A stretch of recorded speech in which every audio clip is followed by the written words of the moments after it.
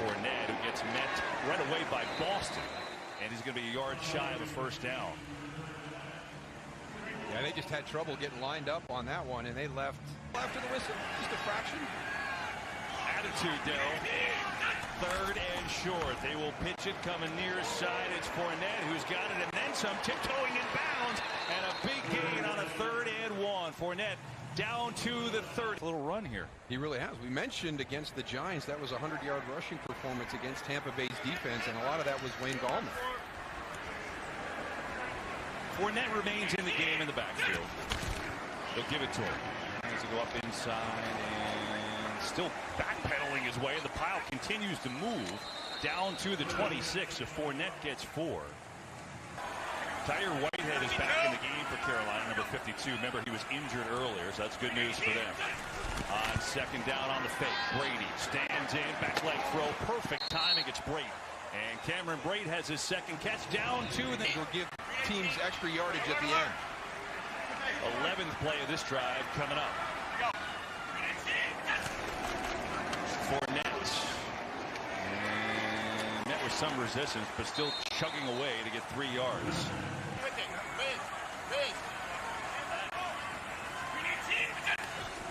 2nd and goal. Brady, couple fakes. Now he's going to swing it out, and a one-handed grab by Brown, who gets tackled immediately by Shaq Thompson. Maybe a yard.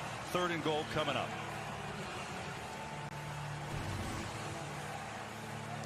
Keep your eye on 81. Going to come around like the run in the reverse. And now he's back out into the flat. This is a good job on pursuit by Shaq Thompson. You want to come up and wrap up, though. You don't want Antonio Brown bouncing off that tackle, that hit. Not really a tackle, but that hit. You can see how he didn't wrap up. Earlier in the year, Mike Evans was a touchdown machine down here. He's at the top of your screen one-way show at number 13. 3rd and goal. Brady looking that way, now firing, and it looked like Evans stopped. He's going for Evans, and he just stopped.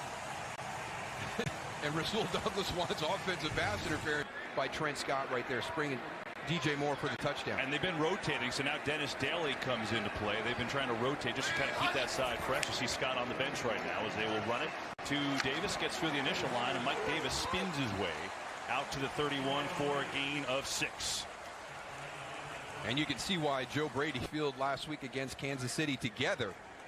But yeah, you get that guy out there. Tampa Bay is well aware of what they have to do when 28's on the field. Yeah, the 6 games that McCaffrey missed with an ankle injury, Davis rushed for 350 yards, 4.2 average.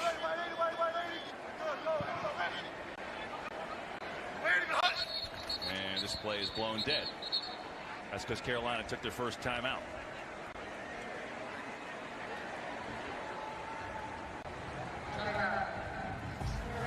The number 1 corner for Tampa Bay.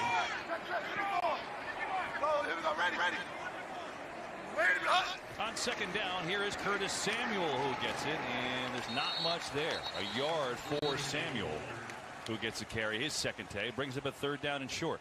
Yeah, and here's the one area of the 3rd and 3. It's a 4-man rush. Bridgewater on his 2nd look. Finds a man. It's Thomas for the first down. He came back on his progressions and found Ian Thomas, his 12th catch of the year, and it moves the chain. Bridgewater, and he got the completion.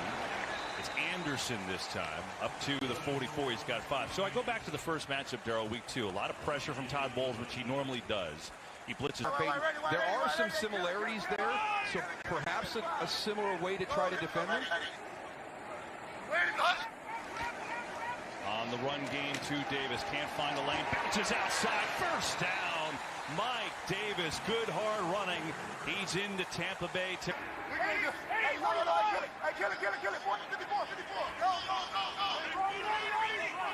And all that movement from Teddy Bridgewater trying to maneuver, play clock wound down, and he had to call his 2nd timeout.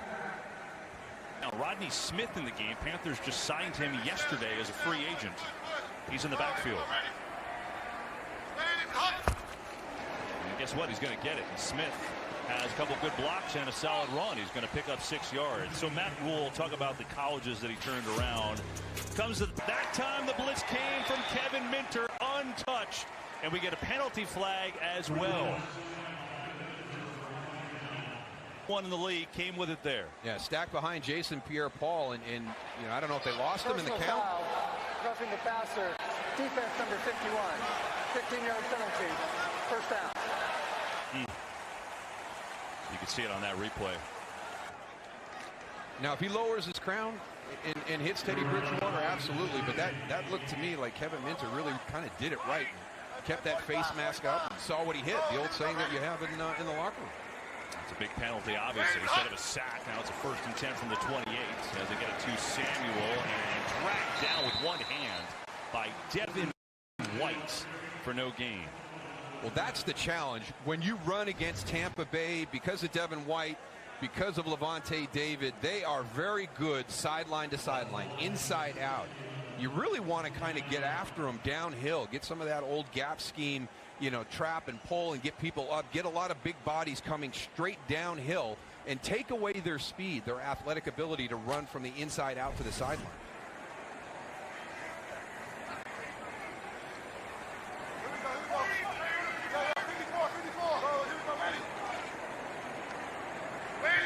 Second down on the fake. Bridgewater, a lot of time. Now he's going to dump it off to Davis, and there is a horde of Buccaneers there, and he goes nowhere as David was there on the tackle to bring up 3rd down. We were talking about Rule, Darryl, and it's interesting. He was first year at Temple. They were 0-5. University of Miami. Bridgewater on 3rd down, floating for Samuel. It's incomplete as deep. This will be a 46-yard try from Joey Sly. They're missing one. They're waiting for Kerr to get out there on the field goal unit. There he goes. Play clock winding down here, and they were not going to make it, and that will be their final timeout. So 2 situations where the play clock wound down. That time just some confusion on